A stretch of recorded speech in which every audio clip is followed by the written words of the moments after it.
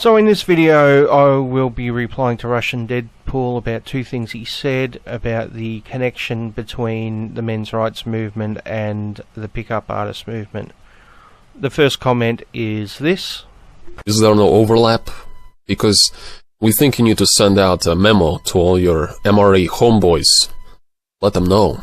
And his second comment was in relation to Elliot Rodger, and it was this. Unless it is as you say, and he was only associated with PUAs or pickup artists. Speaking of, what is the correlation between MRAs, MGTOWs, and PUAs? Is there... surely there's some crossover there, no? Okay, let's start with the MRA MGTOW crossover. Yes, there is definitely crossover between MGTOWs and MRAs. MGTOW in its simplest form is not defining yourself by women. I guess a good comparison would be the feminist credo from the 60s, a woman needs a man like a fish needs a bicycle. That the idea behind that was that women don't need to define themselves by the man in their life. Well, that's basically what MGTOW is. It's men saying we don't need to define ourselves by having a woman in our lives. We don't need to define ourselves by getting married and having kids and being the provider and protector and all the other stuff which is associated with traditional manhood. That we can be our own beings and live our own lives and be happy based on that. So in many ways that is compatible with men's rights activism. Now obviously you don't have to be a MGTOW if you're an MRA, and you don't have to be an MRA if you're a MGTOW, and there are certain groups in both camps who dislike the other for numerous reasons. That's all rather complex though, and I haven't got time to go into it in this video. But the short answer is yes, there is some crossover. Now it's a little bit different when we get to MRAs and PUAs.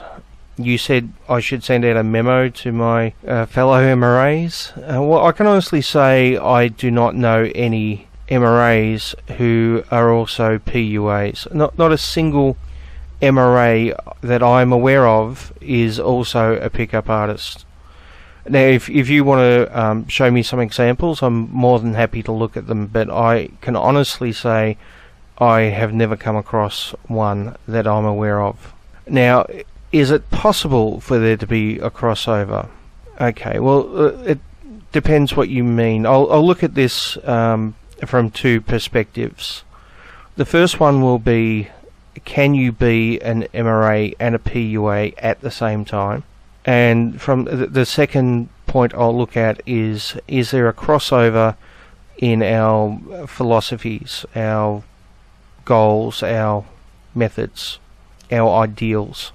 So to answer the first one first, yes, it is technically possible for you to be a men's rights activist and a pickup artist at the same time, although it's probably unlikely because the two camps tend not to get along very well and to disagree on a lot of things, especially when you get to people like Rush V, who is forever being called an MRA, even though he's clearly anti-MRA, and he's criticised us for having women in the movement, when in fact the women in our movement are some of the most popular members of the movement.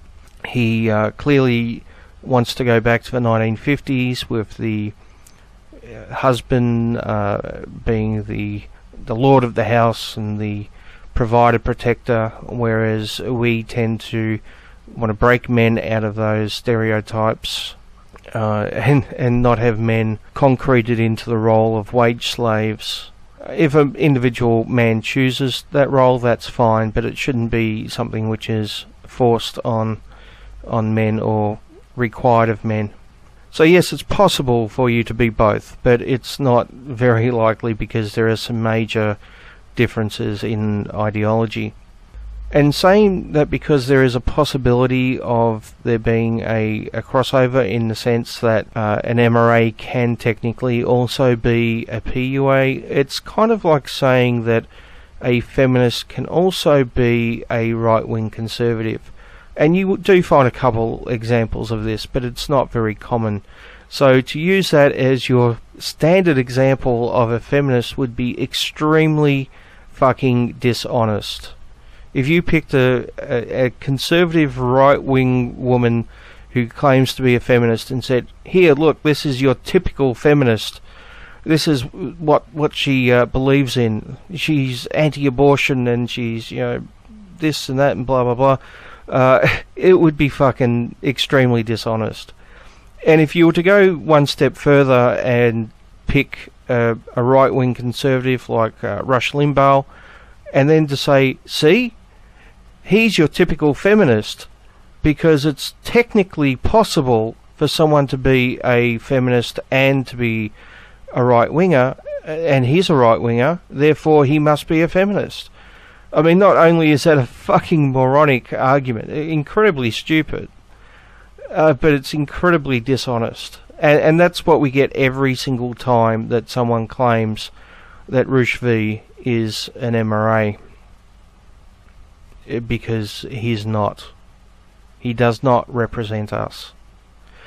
So I guess the next question is there a crossover in philosophy, in ideals? I've already covered this a little bit. But there is something we do have in common, and that is a common enemy in feminism.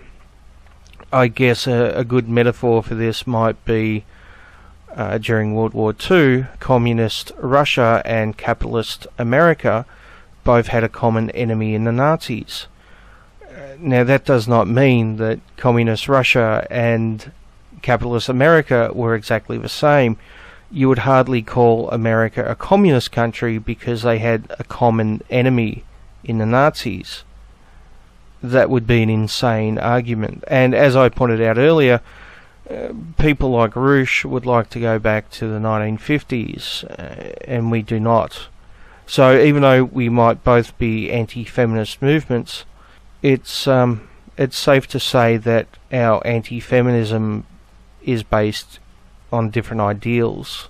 Although I think we both would agree that the feminist interpretation of men and masculinity is, to borrow a feminist term, problematic.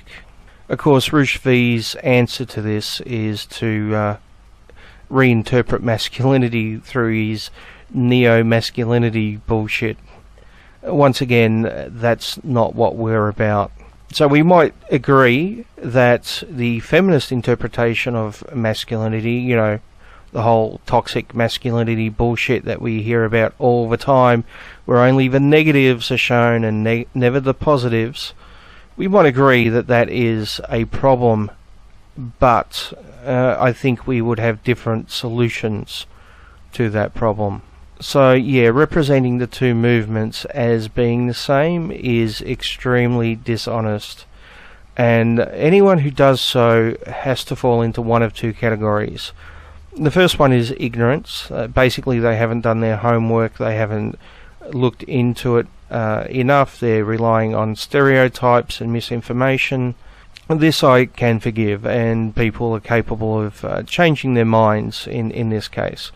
And it seems that you fall into this category. And now that you've been presented with evidence, you've updated your opinion, and I respect you for that. The second category, though, is those who purposely misinform and mislead and basically spread propaganda. And we saw a hell of a lot of that with the whole Elliot Rodger thing. I mean, Rodger's connection to the pickup artist is very, very thin at best, and to then turn around and to use that to connect him to the men's rights movement is just fucking ludicrous and fucking dishonest. Now, there is one other point I should probably clear up, so take it away, Russian Deadpool. I preempted. I knew this wasn't entirely correct. It turns out I was conflating MRAs, men's rights activists, with MGTOWs, men going their own way, which apparently Rodger was associated with, but even that is not representative of, all MGTOW. I think it's pretty safe to say that Elliot Rodger was in no way a MGTOW. As I said earlier, the whole MGTOW philosophy is not to define yourself by female approval. And if you look at Elliot Rodger, he was desperate to get female validation.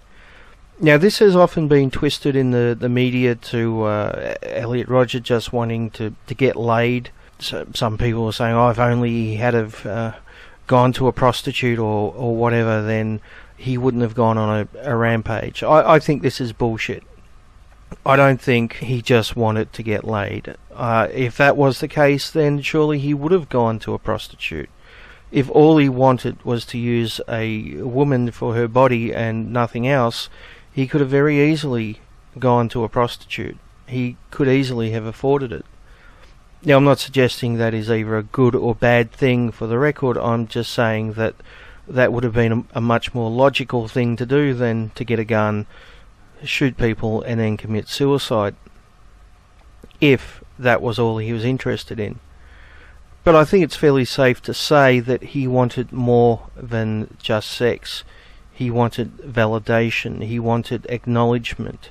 He wanted to be noticed and seen.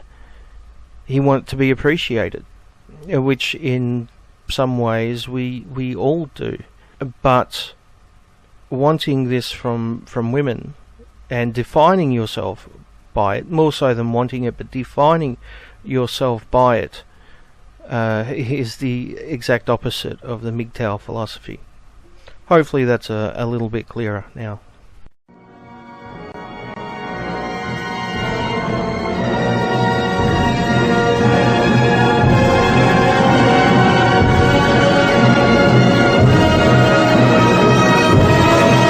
So since I released the first 8 episodes in this series, Norkel Corner has done a second reply to me. And to give him credit, he listened to what I said and he agrees with me on most things. So full credit to Norkel Corner for that. I will be doing a video in this series responding to that second response. I won't be going through the entire thing, but we'll probably just focus on some of the key points. But I can't do that yet because I have a heap of videos lined up about the wage gap. I think I've got the video completed for the next 4 episodes. I still have to do all the overlays and all the details and things like that. But there's probably going to be at least another 2 or maybe 3 videos on the wage gap following them, which I haven't started on yet. But I need to get them out of the way before I respond to his second response, if that makes sense. And I think after that, I've responded to Norkel sufficiently. We've agreed to do a hangout sometime in the future on my second channel, so I'll be organising that in the next couple of weeks.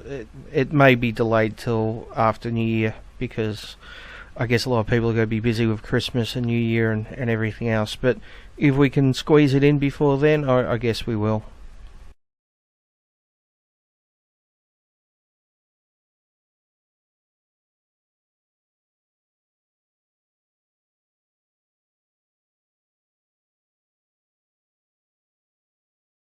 What?